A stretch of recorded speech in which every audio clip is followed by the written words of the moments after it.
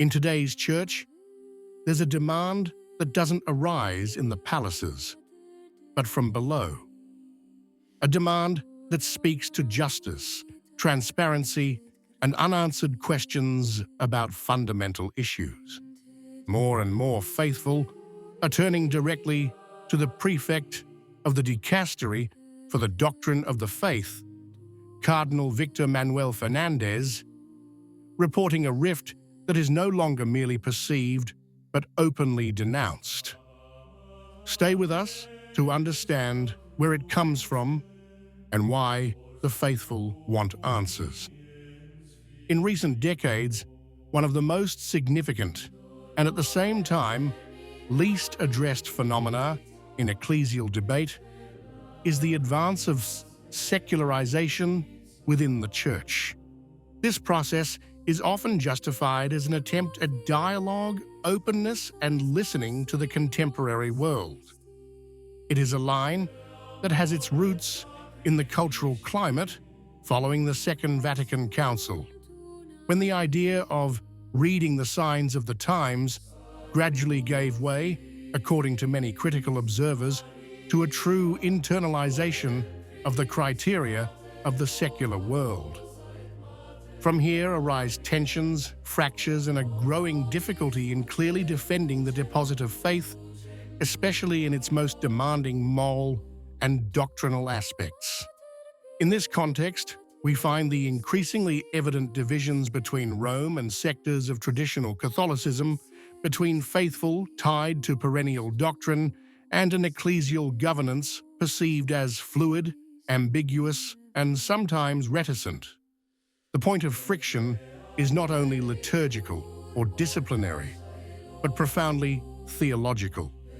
It concerns the relationship between truth and history, between revelation and consensus, between the church and power.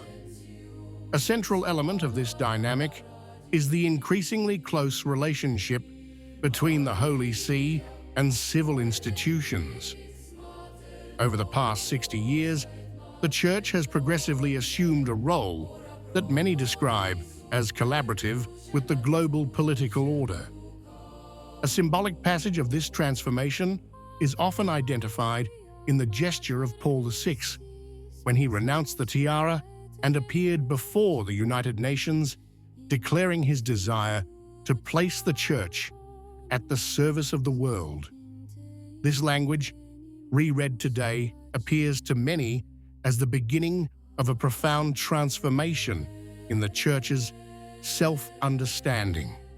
This closeness to the civil powers found its maximum expression in the events that marked the period between 2020 and 2022.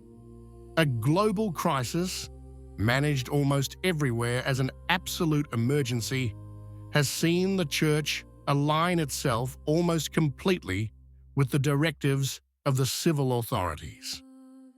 The consequences were unprecedented. Suspension of the sacraments, closure of churches, limitations on access to liturgical life, with the justification that such measures were necessary for the common good. Many faithful experienced that period as a spiritual shock. For the first time in recent history, access to the Eucharist was treated as a non-essential service, subordinated to health and administrative considerations. The perception, widespread among large sectors of the laity, was that of a hierarchy more ready to obey Caesar than to defend the centrality of the sacraments. It is in this climate that reactions, distancing, and finely written texts that attempt to bring order to what appears to be a long chain of inconsistencies mature. One of these positions takes the form of an open letter addressed to the prefect of the dicastery for the doctrine of the faith, Cardinal Victor Manuel Fernández. The letter is signed by a lay faithful, Salvatore Scalia, and was relaunched by independent Catholic news outlets. Nothing more, nothing less. The heart of the text is not superficially polemical. It begins with an official address by Cardinal Fernández, in which he calls for intellectual humility and cites great saints of tradition. It is precisely this reference that is called into question, not in the names evoked, but in the use that is made of them. According to the author, this is a selective quote, glossing over an epical event that has profoundly affected the life of the Church, the ecclesial management of the global health crisis. The accusation concerns not only the silence, but the contrast between this silence and Pope Francis's strong public outcry in favor of specific healthcare choices presented as morally obligatory acts and even as expressions of Christian love. Documentable facts are recalled, official messages, institutional videos, symbolic initiatives promoted by the Holy See. According to the letter, this approach would have led to a sort of reversal of priorities. On contingent issues, not directly pertaining to the magisterium, decisive action would have been taken. On central doctrinal questions, however, the choice would have been made not to respond. It is here that the case of the dubia, presented in 2016, never clarified, and the subsequent filial correction of 2017 are brought up. These events, taken together, fuel the perception of a church that speaks much, but responds little. The text places this dynamic within a broader framework, that of a progressive secularization of faith.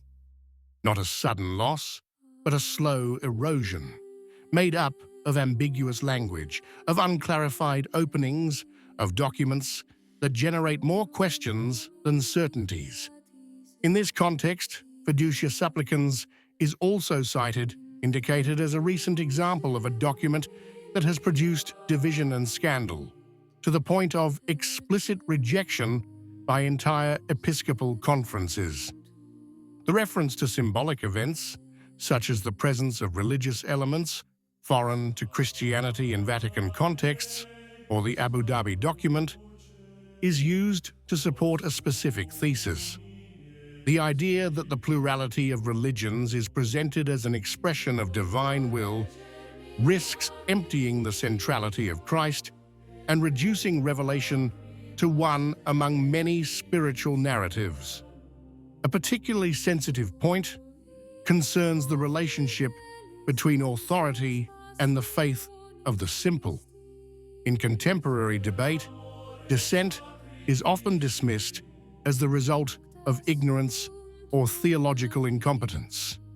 The letter reverses this perspective, noting that even theologians, bishops, and cardinals have received no answers. Hence the conclusion: if lay people speak out today, it's because they feel the need to protect what they perceive as threatened. The text presents itself not as an act of rebellion, but as a stern diagnosis. The fruits of recent years are described as confusion, division, and a loss of trust. We're not calling for a revolution, but for a return to clarity. We're not asking for power, but for truth. We're not trying to judge intentions, but to evaluate their effects. The final realization is bitter.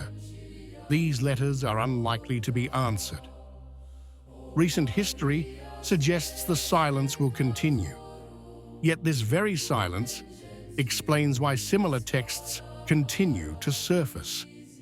They are not the cause of the ecclesial crisis, but a sign that a part of the Church no longer recognizes itself in the language of those who govern, while remaining stubbornly faithful to the faith it has received. In this sense, the faithful's letters don't represent a threat, but a thermometer. They indicate a spiritual temperature that cannot be ignored for long. Because when dialogue breaks down at the highest levels, the word inevitably returns from below.